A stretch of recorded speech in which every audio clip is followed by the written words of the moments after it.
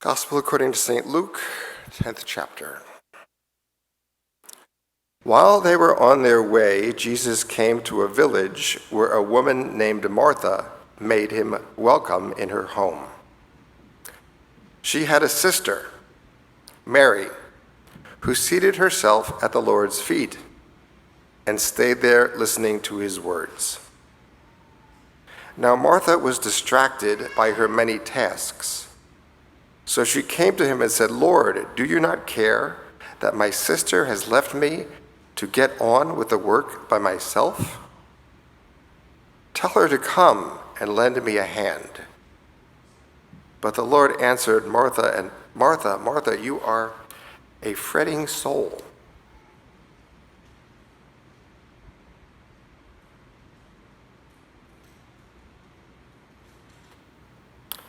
Fussing about so many things.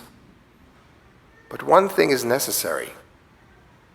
The part that Mary has chosen is best, and it shall not be taken from her. The Gospel of the Lord.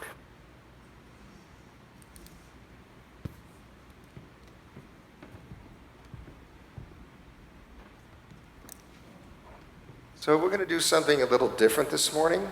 I want you to know that you're not the first group I've tried this with. I tried it with Jazz Vespers at St. Peter's. I tried it at All Saints Church in Queens, which is a fascinating church. It's probably the only almost all-black Lutheran church in the country. I'm sure there are others. They liked it. And so I thought I would try it here. I know you're a very formal. I get that. I do confess I did not wear my suit jacket this morning. I know that's upsetting to some of you. But I thought we'd get a little less formal today. So anyway, I asked your pastor before she went on vacation. I said, do you think I could do this thing that I'm going to do? And she went, "Oh, I don't know." I took that as a yes. So if you're interested in the whole theory behind this, you can talk to me afterwards, or you can talk to Jane, but I'm not going to go into that because that's not important. I am going to just make one point, because we often forget this. Our spiritual life, our Christian life, our faith is rooted in our body. Christianity is a very body-oriented religion. We talk about Jesus being embodied in bread and wine. We talk about Jesus being the embodiment, the Word incarnate, God's Word. And we often underplay the part of the body in our faith. So just that out there and meditate on that. And if you think what I'm doing is bizarre or strange or weird, just meditate on the body part. It's very important that you allow yourself not to think you have to look at me during the sermon as we get into it, okay? And you'll get that when I give you instruction, okay? So you don't have to look at me. It will not be disrespectful. Matter of fact, the first time I did this at Jazz Vespers and I looked up, everyone was looking at the place. I knew it was working. So I want you just for a moment to think about your spiritual center. Some of you say, "I don't have a spiritual center, Bill." Well, yes, give it a try. And I want you to think about your spiritual center and where you feel it in your body. And it's going to be different for everyone. Some of you might feel it in your heart. You might feel it in your stomach. See, you're getting it, right? Good, I'm counting on you. Okay, counting on you. I want you to just allow yourself to feel where your spiritual center is in your body.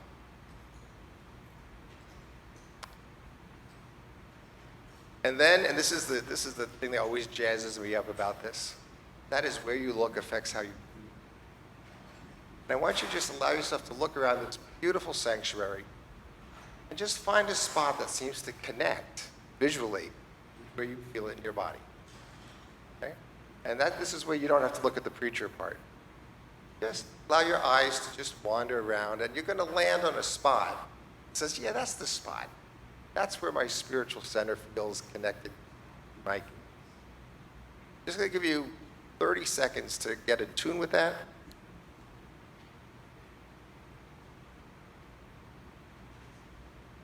Doing a great job.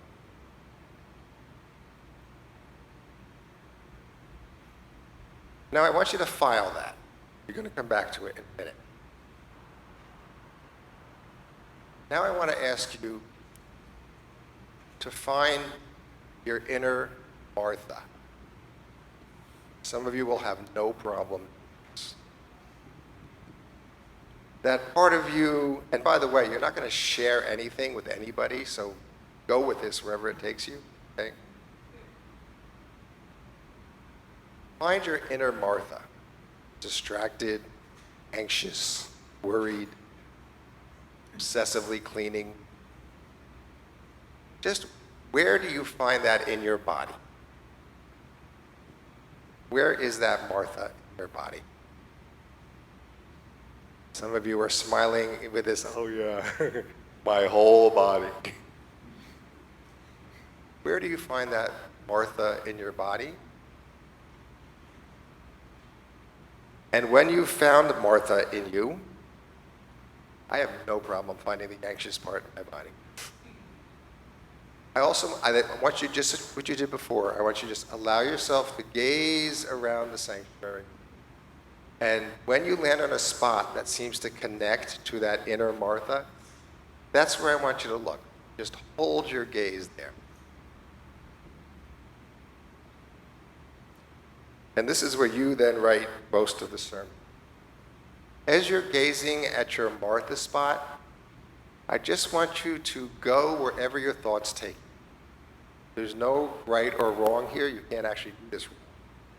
Just find that spot, gaze at that spot, and just wherever your thoughts take you about your inner Martha, go with it. Really pay attention. Don't try to think about it. Please don't try to analyze it. Just allow yourself to follow wherever the Martha in you takes you. And I'm just going to let you sit for just 2 minutes. It might seem longer. I'm just going to let you sit for 2 minutes to let that take you wherever it's going to.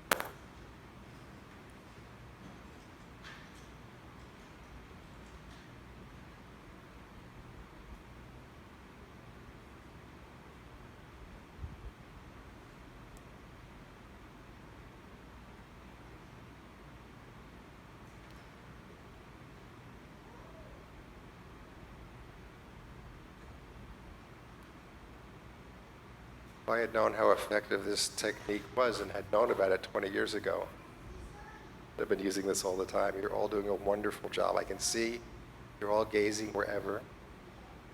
You're in touch with your inner Martha, and now you're all going in a different place, right? You're all going on your own journey. As you're looking at that inner Martha, I'm going to ask you a couple of questions. I want to know honestly, I want you to know, I'm not going to ask you. How do you feel about Martha, your inner Martha? Are you critical of her? Are you embarrassed or ashamed of her? You wish she wasn't around?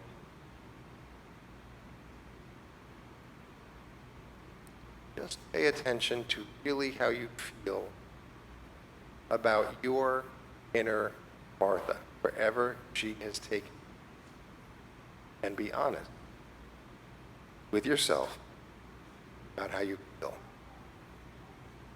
And again, I'm just going to let that go for a minute, literally.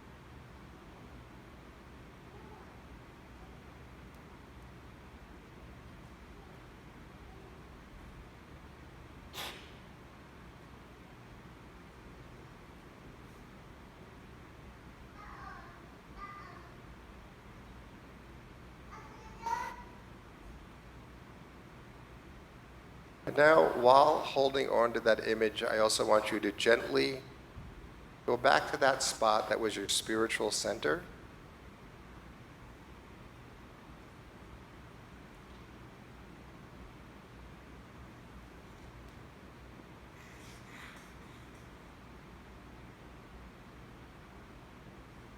Jesus wants you to know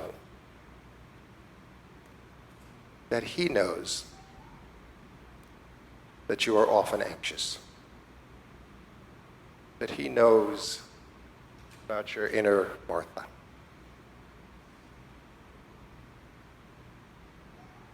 And he comes to you this morning in the words of the gospel.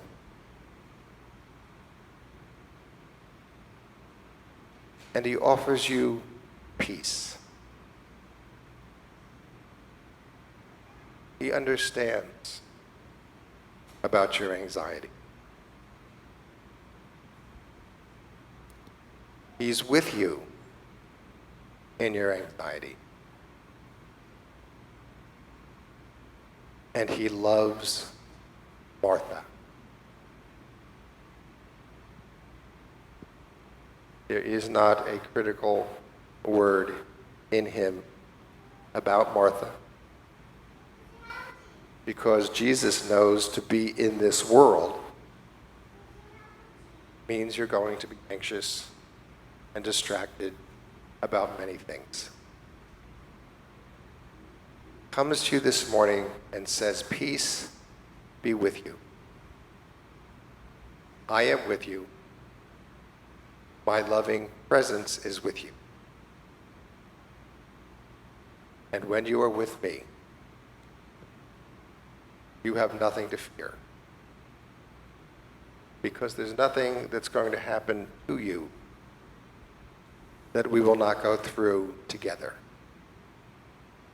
And my promise is that I will strengthen you for whatever you have to go through, and I will lift you up from whatever brings you down. Thank you.